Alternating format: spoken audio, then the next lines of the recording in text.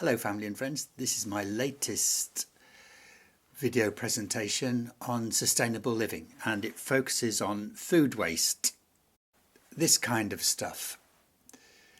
Not a pleasant look, not a pleasant smell, not a pleasant thing to contemplate. There are different types of food waste. There's avoidable food waste, which consists of food which at some time in its life has been edible, such as a slice of bread, apples or meat. And then there's possibly avoidable food waste, bread crusts, potato skins, and a lot of this is culturally determined as well. So in some cultures, chicken's feet, chicken's heart, chicken livers are valued as food, in others they are not. And then there's unavoidable food waste, for example, meat bones, eggshells, pineapple skin and tea bags.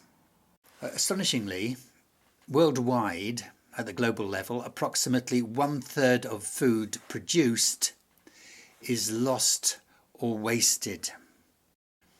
In the UK, almost £1.2 billion worth of fruit, vegetables and bread is binned every year. But the waste in the food system, it does not just come from household bins. Waste is created in the production process, in the processing of food, in the distribution of food and in retail and food service sales. This information from Wikipedia. As far as production is concerned, there's the example of farming, which is now the biggest cause of river pollution in the UK. So production produces waste itself, and which causes pollution. And river pollution features soil erosion, fertilisers, pesticides and dung. The catchment of the River Wye is the UK's chicken capital. I've featured it in a previous presentation. 20 million chickens at any one time. That's a lot of dung. And the dung pollutants end up in the river. This information from a George Monbiot article in The Guardian. Also, the weather can contribute to food waste.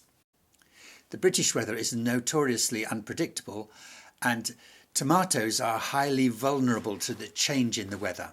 So hot weather gives lots of ripe tomatoes, people buy lots and eat, but then suddenly there's bad weather and people don't buy tomatoes and so they go to waste, or the danger is that they go to waste. Distribution creates waste. So large quantities of fish, for example, are lost in transport and storage. In 2005, losses were estimated at 10%.